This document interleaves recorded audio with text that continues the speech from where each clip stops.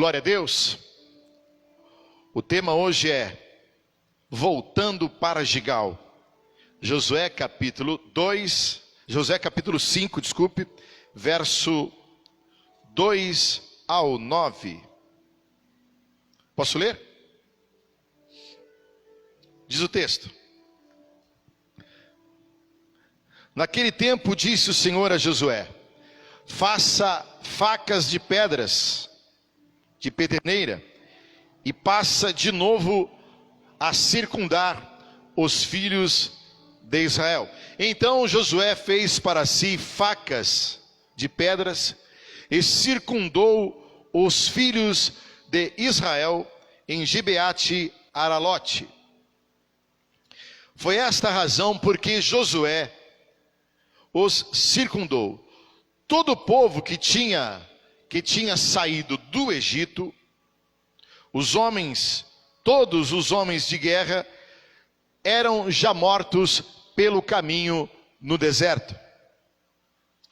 Porque todo o povo que saíra estava circuncidado, mas a nenhum deles que nascera no deserto pelo caminho, depois de terem saído do Egito, não haviam circundado. Por 40 anos andaram os filhos de Israel pelo deserto, até acabar todas as pessoas ou gentes dos homens de guerra que saíram do Egito, que não, olha o detalhe, que não obedeceram à voz do Senhor, aos quais o Senhor tinha jurado que lhes não havia de deixar ver a terra, que o Senhor, sob juramento, prometeu dar a seus pais, terra que mana leite e mel. Porém, em seu lugar, pôs os seus filhos. A estes Josué circuncidou, porquanto, detalhe, estavam incircuncisos, porque os não circuncidaram no caminho. 8. Tendo sido circuncidado toda a nação, ficaram no seu lugar no arraial, até que eles sararam.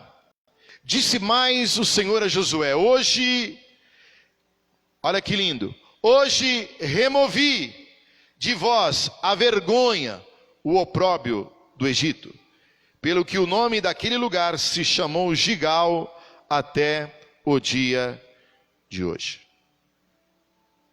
Oremos.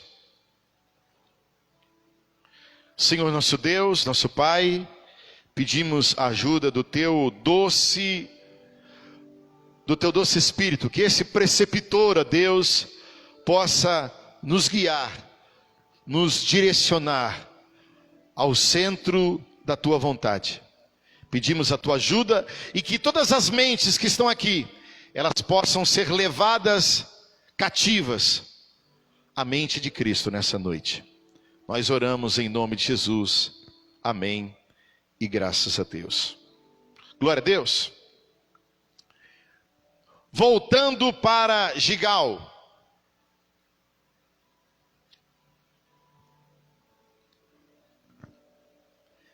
Acabei de ler um texto que Josué, o sucessor de Moisés, Deus disse para Josué: olha, todos aqueles homens que saíram do Egito já morreram pelo caminho. O detalhe importante, eu quero que você preste atenção, Deus prometeu, fez um juramento que daria a eles a terra prometida. O juramento de Deus não foi quebrado. Deus não volta atrás na sua palavra. Só que eles, os que saíram do Egito, que foram circuncidados, eles desobedeceram, foram rebeldes contra o Senhor no deserto. Se opuseram à autoridade de Moisés, se rebelaram contra a casa de Moisés. E durante esses 40 anos, o Senhor foi minguando. E vou falar para você que eu sei que é uma redundância toda vez eu falar isso, que as pessoas chegam diante de mim e falam, mas Deus não é amor? Sim, mas Deus também é isso, ó. Ele fez a promessa, fez o juramento, o povo não obedeceu, o povo foi rebelde, o povo estava sempre desatinado com loucuras na sua mente, na sua cabeça, idolatria, e Deus falava, e Deus pedia, e eles se rebelavam. Deus, vou falar em alto e em bom som, foi matando aos poucos todos os que saíram do Egito. Foi. Deus foi fazendo justiça. E eles foram sendo dizimados. O que é uma circuncisão? Uma circuncisão, quando Deus disse para Abraão, para fazer na criança pequena, recém-nascida, e que cortasse o prepúcio do menino, e ali cortasse aquela pele do prepúcio da criança, ali ia escorrer um sangue, uma aliança de sangue. Ali era uma marca, eles carregavam a marca no corpo deles, a marca da aliança. Toda criança pequena, a recém-nascida, era cortado o prepúcio do bebezinho, homem, e ali tinha aliança. Circuncisão quer dizer aliança com Deus. In significa não tem aliança. Circuncisão significa tem aliança. In não tem aliança. Então todos esses homens que saíram do Egito estavam circuncidados, carregavam a marca da aliança em si. Só carregar a marca não é suficiente. Você precisa viver essa aliança. E eles não viveram essa aliança. Repito, eles foram rebeldes, eles foram desatinados, eles foram se tornando oposição a Deus e toda a autoridade. Eles foram caindo um a um no deserto. Então a nova geração que se levanta e nasce no deserto, não tinha ainda sido circuncidada. Então Deus diz aqui para Josué, olha, os que saíram e foram circuncidados morreram pelo caminho. E os que nasceram no deserto, uma nova geração, 40 anos, esses homens de 40 anos, não estavam circuncidados. E Deus diz então, faça facas de pedras e circuncidem todos esses homens, porque eles estavam in. Quando eu coloco esse prefixo in, é sempre o negativo, o não. Eles não tinham aliança ainda. Então eles fazem essas facas de pedra. Homem adulto, 40 anos, não é um bebê não. Pega o homem adulto de 40 anos, as crianças também, mas a grande maioria dos homens foi cortada a pele do prepúcio. E eles fizeram então uma aliança de sangue. Eles estavam agora carregando nos seus corpos a marca da aliança. Quem pode louvar o Senhor? É necessário, e hoje, a circuncisão hoje, ela não é feita mais na carne. Mas Paulo nos ensina em suas cartas que a circuncisão hoje é feita no coração, pela fé. Porque Cristo é a nossa nova aliança. Não precisamos mais derramar sangue nem de bodes, nem de cordeiro, nem de animal, e nem você mesmo se cortar, porque Cristo já fez isso por nós. Mas aqui eles precisavam fazer esta aliança. Eles não tinham aliança com Deus. E quando a carne do prepúcio foi cortada, escorria aquele sangue, eles estavam agora carregando no corpo deles a marca da aliança. E a Bíblia diz que eles ficaram um tempo, sararam. Veja bem, essas facas de pedras deviam doer muito. Sim ou não, pessoal? Os homens. Os homens falem comigo, ai. Os homens falam, ai. Já pensou hoje, você homem adulto, pegar uma faca feita na pedra, esmerilhada na pedra, e chegar na sua carne. Quem fez ui aí? É terrível. Meu Deus. Só que quando nós abrimos a nossa Bíblia em Gálatas capítulo 5, nós vamos ver em Gálatas uma luta, e em Romanos 8 também uma luta entre a carne e o espírito. Quando o processo é doloroso, o processo da carne é doloroso, o processo da mortificação da carne, agora eu estou falando do homem, gênero humano, homem e mulher, é doloroso. Você quer fazer a sua vontade, você quer fazer o seu desejo, você quer fazer aquilo que vem à sua mente, à sua memória, mas há uma luta, há uma guerra, e esse processo traz dores. Quando nós abrimos Gálatas 5:17, nós vamos ver as obras do Espírito, os frutos do Espírito, perdão, e as obras da carne. E isso há uma guerra, há uma pugna, há uma luta. E isso traz dores na vida das pessoas, porque você quer fazer a sua vontade. Nós queremos viver a nossa vontade. Mas há uma guerra, diga comigo, diga, todo o processo de mortificação da carne é doloroso. Mas também, se há um processo doloroso, há também benefícios. Há benefícios. Se o processo da mortificação da carne traz dores, também traz benefícios. A palavra do Senhor diz em 2 Coríntios 5:17, olha, se alguém está em Cristo, nova criatura é, as coisas velhas já passaram, tudo já está novo na sua vida.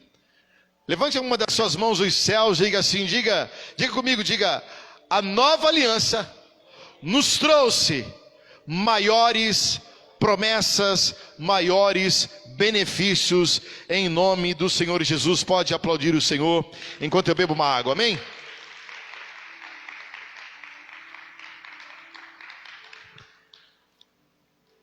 Falando do processo doloroso, que é o processo da carne, aquela faca cortava a carne, e eles precisavam disso. E quando nós olhamos esse texto, a nova aliança nos traz, esse novo nascimento nos traz também. Por isso que o reino, o evangelho, às vezes não, as pessoas ficam fazendo as pessoas fazem essa seguinte pergunta: por que será que as pessoas vão para a igreja, elas roubavam, elas faziam isso, viviam uma vida errada, e tal, e depois chegam lá na igreja, não tem mais aquela vida? Eu falei, eu estou usando aqui uma forma bem simplista, bem prática. Por quê?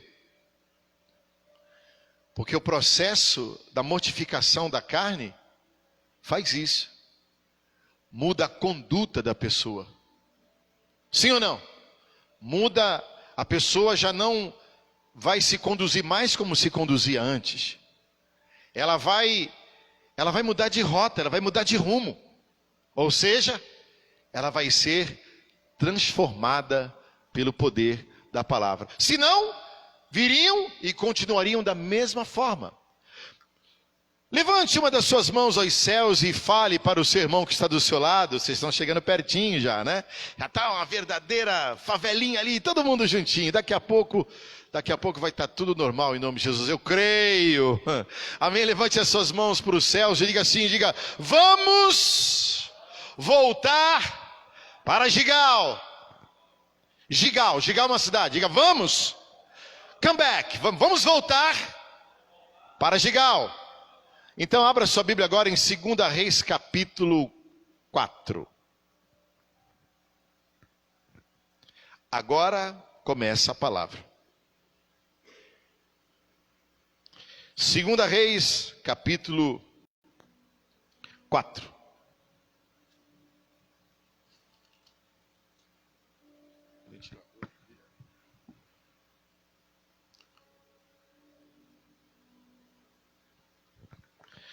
Segunda Reis, capítulo 4, verso 38.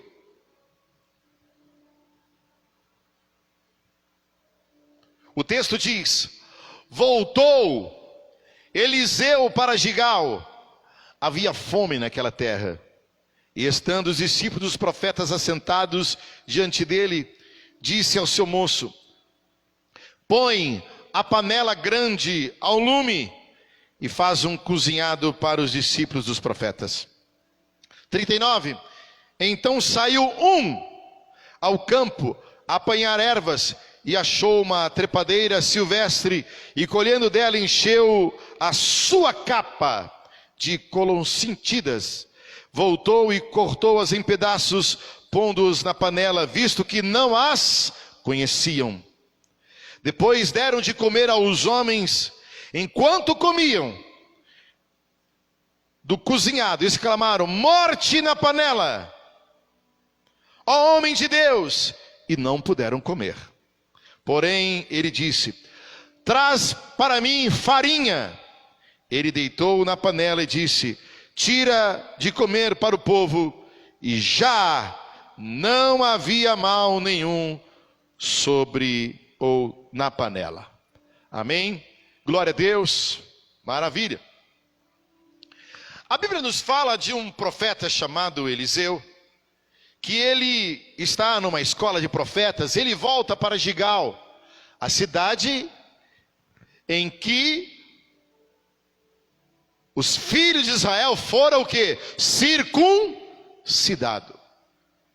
Gigal foi o primeiro local depois da travessia do Jordão, em que os filhos de Israel foram circuncidados, tiveram a nova aliança.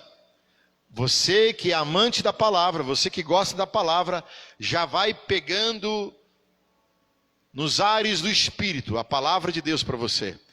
Mas você que ainda não entende, fique tranquilo, nós vamos ensinar a palavra de Deus também. Amém? Aqui nós amamos todos, não temos preferência. A Bíblia diz então que Eliseu, ele fala para os seus discípulos: olha, vão colher algumas coisas silvestres e vamos fazer um cozinhado aqui, vamos colocar numa panela grande. Mas o detalhe é que havia fome. Havia fome. Esse é um detalhe que você não pode ficar desapercebido. Havia fome naquele lugar. Por isso que a comida estava escassa. Não era um banquete, era um punhado de cozinhado, caçado às pressas no meio do mato, devido à fome. Havia uma crise nesse lugar, e o profeta de Deus também estava passando por essa crise. Veja que ele está no direcionamento dessa crise. Havia uma míngua naquele momento, havia falta de comida, havia vicissitude, as coisas não tinham alimento nenhum. Mas veja que o profeta, ele não pede uma panela pequena, ele pede uma panela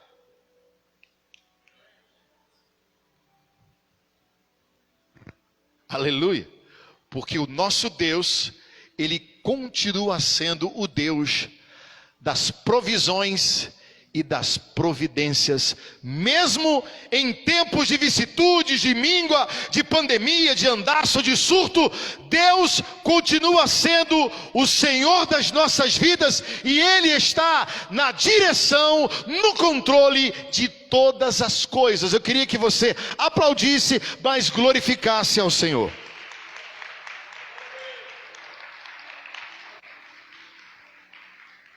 Não é porque você é um homem de Deus, uma mulher de Deus, você está imune a passar crises. Sexta-feira eu preguei aqui a respeito de situações em que passamos por privações e provações, e que nós não devemos julgar, porque de repente pode ser uma provação de Deus. Então não é maldição, é uma provação de Deus. Pode ser um levante do inimigo para lhe cercear um direito seu. Ou pode ser você que provocou a sua tempestade. Você tem discernimento de espírito para discernir todos? Não tem. Então não podemos julgar. Nós não podemos julgar as narrativas que acontecem das vidas das pessoas. Ah, aconteceu aqui. Fica calado, fica quieto, ore por ele. Ah, mas sabe o que ele fez? Fica calado, fica quieto, ore por ele. Porque quem de forma sumária prepara a sua língua para falar, com esta atitude, ele não tem discernimento de espírito, é um tolo. O profeta estava passando crise junto com seus discípulos. Estava em pecado? Não. É uma crise. E na crise ele entendeu que a panela tem que ser grande. São as provisões de Deus para a sua vida. Então prepare a sua panela nessa noite. Mas prepare panelas não pequenas, mas prepare panelas grandes, porque o Senhor continua sendo ainda o Jeová Jireh, o Deus da providência. Eu queria que você aplaudisse mesmo essa palavra em nome do Senhor Jesus. Amém? Ele pede, vamos acompanhar o texto. Ele pede para colocar panela grande. E diz para o seu moço, o seu discípulo, aquele que o servia: olha, vai lá fora, vai lá no campo e traz algumas coisas para que possamos fazer esse punhado, esse cozinhado. Verso 39. Então saiu ao campo a apanhar ervas e achou uma trepadeira silvestre. Colhendo dela, encheu a sua capa de coloncíntidas. É uma parra brava, na verdade. Voltou e cortou-a em pedaços, pondo na panela, visto que não conhecia.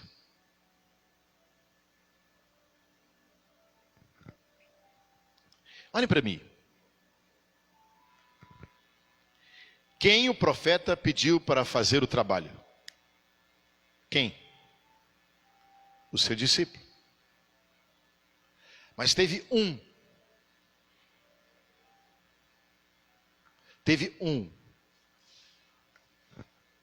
que foi fazer uma função que não era dele. Você está pegando aí? Amém? Tem coisas, tem funções, tem situações que não está na sua alçada.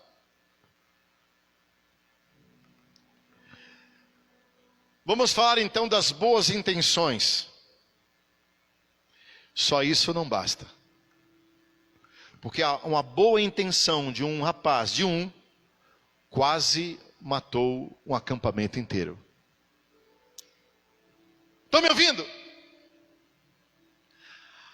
As boas intenções não são suficientes.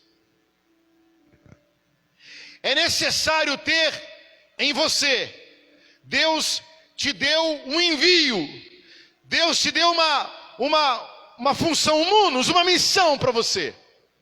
Ela é sua. É você que tem que cumprir. É você que tem que fazer.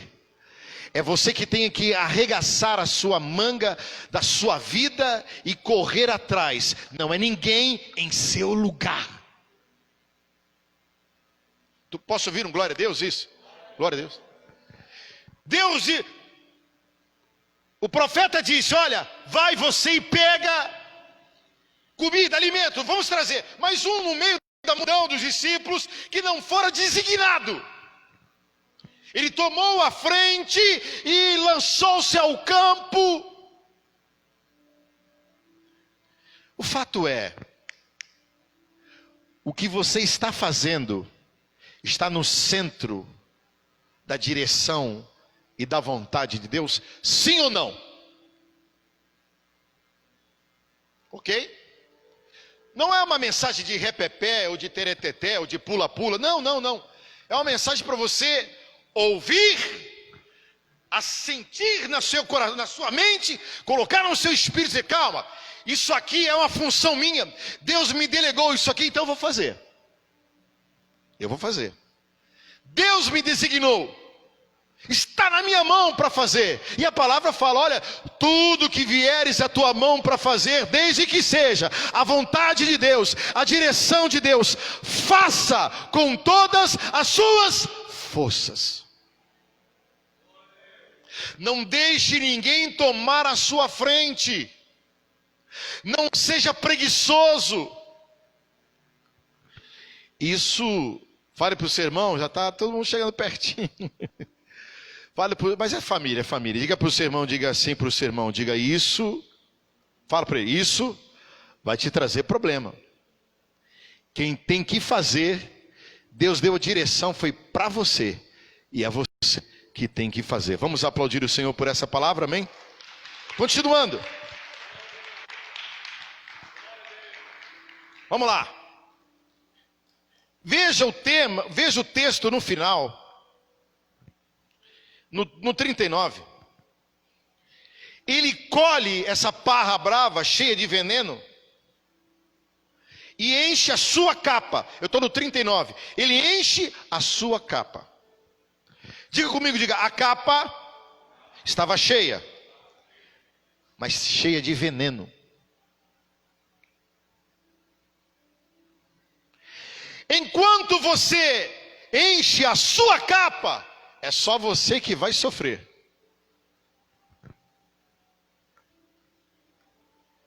O terrível desse texto é que ele colheu algo que ele não conhecia. E o que diz a palavra do Senhor em Oséias, capítulo 4 e verso 6? O meu povo perece, porque lhe falta conhecimento. Aí você vai colhendo palavras, você vai colhendo talvez algumas coisas que a sociedade diz ou fala, você vai colhendo as ideologias, você vai colhendo as falas da sociedade, do mundo, você vai colhendo e vai colhendo e vai colhendo, e você não tem conhecimento da palavra, não tem revelação da palavra, é veneno que está na sua capa, e isto vai lhe matar. Não estou falando de matar, morte morrida, estou falando de mortes espirituais. Vai aplacar a sua fé, vai diminuir a sua fé. Oséias, ele grita dizendo, meu povo está perecendo porque lhe falta entendimento da palavra. E ele colhe algo que ele não conhece. Como que vamos fazer algo, colher algo no mato? Eu só for no mato e vejo, eu não conheço de mato, não tem como eu comer algo que eu não sei.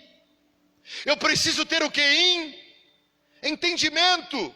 E ele foi colhendo, mas detalhe, ele encheu a sua capa. Olhem para mim, senhores e senhoras. Enquanto você está enchendo de veneno a sua vida, tudo bem.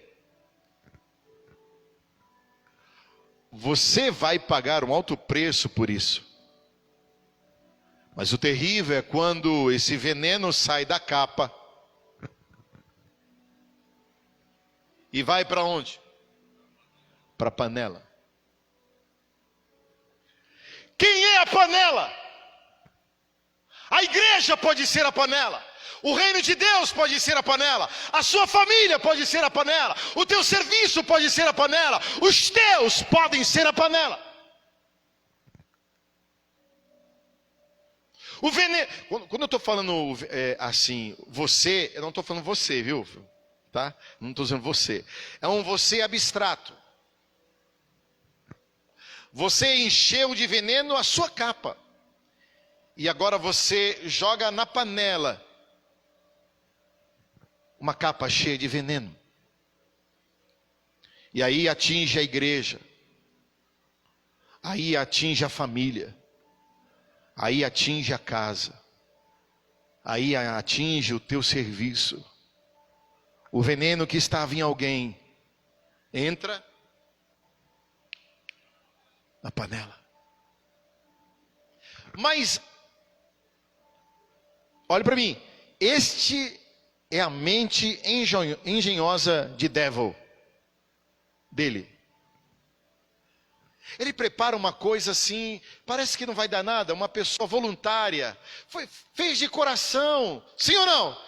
Foi lá de forma voluntária, com boas intenções, e ele foi solícito, e passou na frente, buscou, foi lá, catou, não conhecia, e foi tolo, mas encheu a sua capa e depois despejou tudo na panela.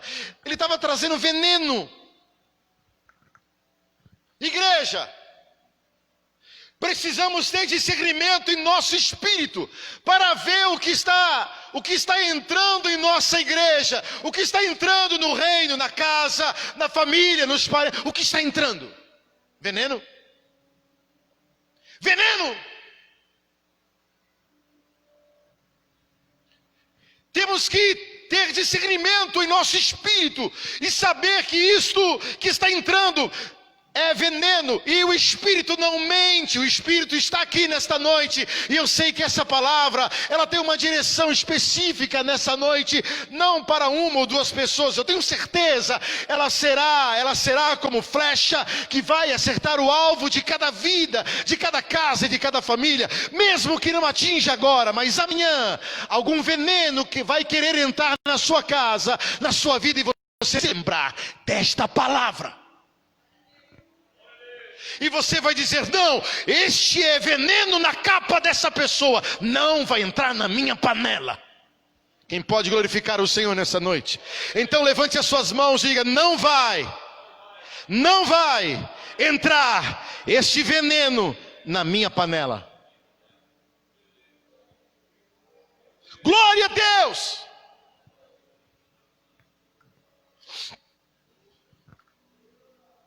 Enquanto está com os outros, o problema é dele.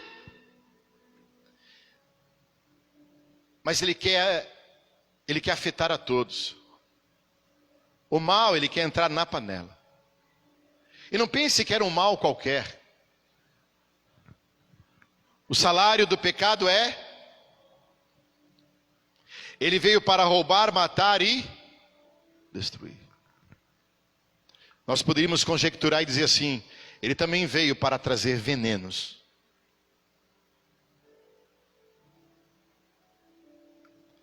Que possamos ter discernimento no espírito. Se alguém vier com um veneno que está na capa, você diz: olha, na minha panela esse veneno não vai entrar. Glória a Deus. Aleluia. Escorrendo o texto.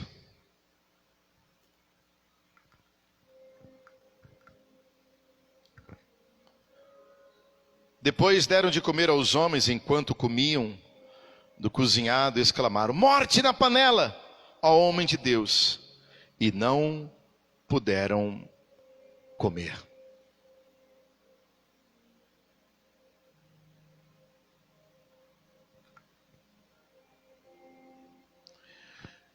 Amados, quando eles começaram a comer,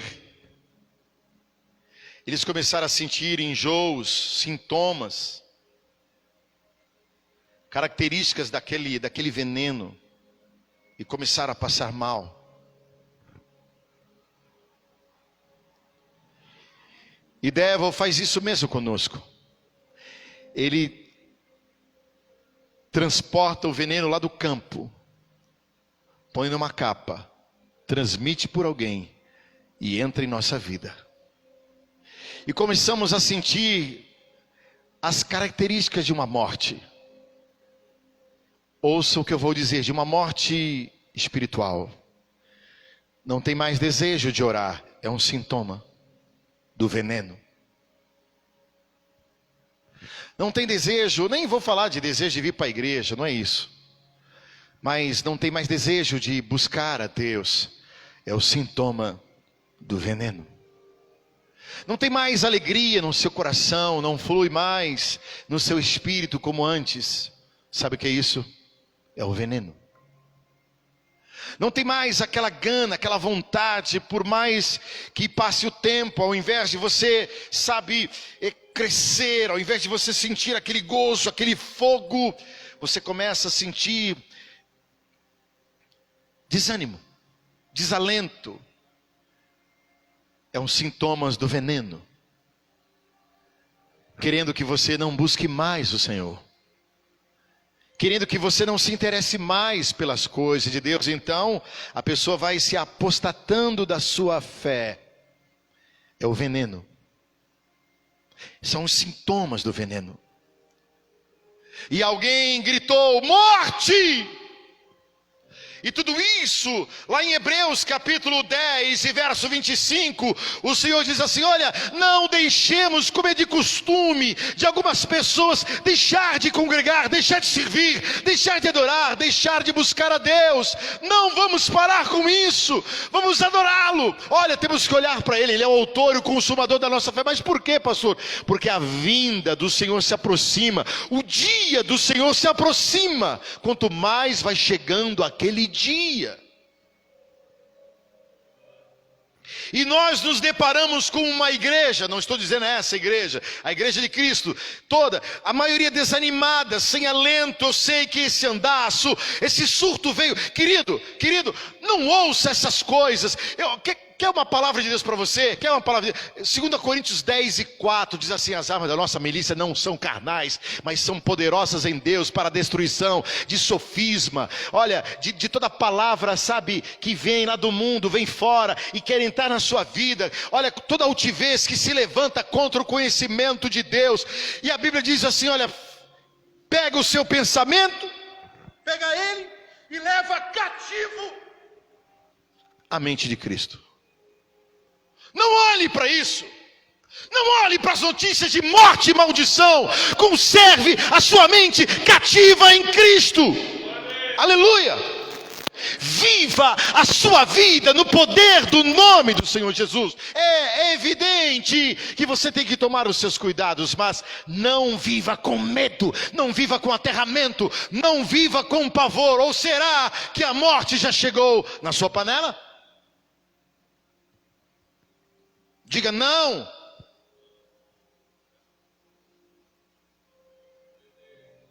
Mas a morte chegou naquela panela e eles começaram a sentir náuseas.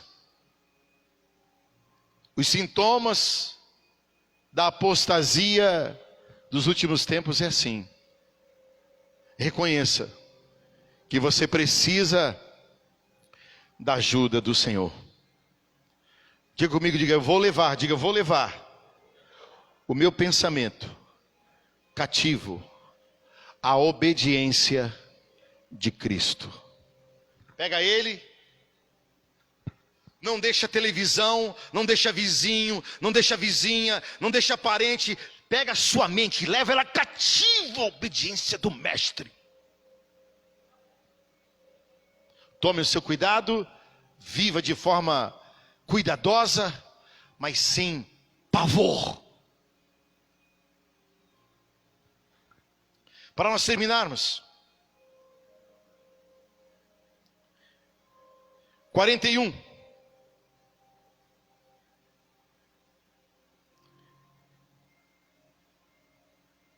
Eles gritaram morte.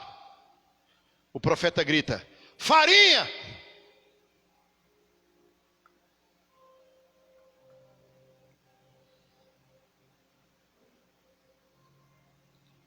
Querido, qual a solução para tirar a morte da panela? Destruir a panela?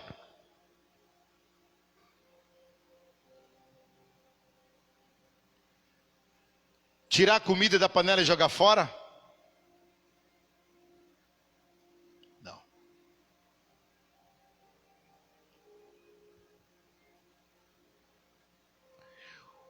O profeta disse: traz farinha. Aquele que ama a palavra, ou mesmo você que ainda não conhece, mas você vai conhecer agora. A farinha é um condimento principal do pão, não é verdade? É secular. Pão, farinha, pão. Quem é o pão?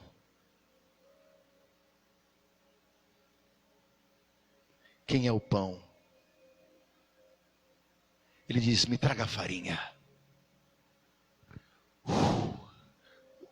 Joga farinha sobre a panela. E o veneno que estava na panela sumiu. O poder da palavra. Jesus é a palavra. Jesus é o pão que alimenta o mundo. Porque toda a nossa mensagem, enquanto Deus nos der vida e fôlego, toda a nossa mensagem aqui, ela termina lá. O profeta disse: me traga farinha. Nós poderíamos então, em um jogo de palavras, num jogo de linguagem, nós podemos dizer farinha, pão. Então traga Jesus, traga o Mestre, traga o Senhor dos Senhores. Ele é o pão da vida.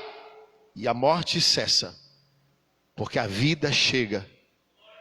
A morte sai da panela, porque Jesus é a palavra. Jesus é o pão, aleluia. Jesus é o pão. E a morte que havia foi embora. Levante as suas mãos para os céus. Diga comigo assim, diga: a bênção. Não quero ouvir, vamos dar uma gritadinha um pouquinho com a máscara. Diga assim: a bênção. Melhorou. Prevalece sobre a maldição. E esse pão é o único palavra que pode arrancar a morte na tua família, a morte dos teus, a morte nas suas coisas. Só Jesus, o pão, a palavra. João diz, João 6, esse é o pão descido do céu, que não dá morte, dá vida ao mundo. Vamos glorificar o Senhor, aplauda o Senhor nessa noite, mas aplauda forte. Quero orar por você. Cure a sua cabeça, feche seus olhos. Quero orar por você nessa noite. Senhor meu Deus e meu Pai, eu oro por pessoas que estão longe, que estão equidistantes de nós. Oramos também por esses que aqui estão, Senhor. Obrigado por este amontoamento de pessoas de forma organizada e preservada. Obrigado porque os teus filhos não tiveram aterramento e medo de virem. Porque Jesus vai tirar a morte da panela nessa noite. Quem pode adorar o Senhor com a sua voz? Eu profetizo nessa noite, como Eliseu disse: farinha, mas eu vou conjecturar, palavra de Deus para você. Jesus é a palavra, Jesus é o verbo de Deus, o verbo que estava com Deus, o verbo era Deus, e o verbo se fez carne e habitou entre nós. Ele vai tirar a morte da tua panela. Profetizo isso de todo o meu espírito, de toda a minha fé. Eu estou envolvido agora em uma gana espiritual para te fazer vitorioso, com vida através de Jesus. Eu oro com toda a fé que Deus tem me dado, que a bênção vai prevalecer sobre toda maldição. E eu profetizo como homem de Deus: a morte hoje é tirada da tua panela. Que Deus nos abençoe. Você que está em casa, você que nos ouve, que o Senhor te abençoe e te guarde. Que o Senhor faça resplandecer o seu rosto sobre ti. O Senhor tenha misericórdia de ti. Sobre ti o Senhor levante o seu rosto e te dê a paz. Em nome de Jesus. Amém. E graças a Deus. Eu queria que você desse uma forte conclamação. Aplauda o Senhor. Em nome do Senhor Jesus. Aleluia. Glória a Deus. Nós terminamos agora as nossas transmissões ao vivo, amém? E vamos continuar aqui, temos mais uma canção para cantar e vamos e vamos também tirar as nossas ofertas em nome de Jesus. Amém? Os ministros de louvores.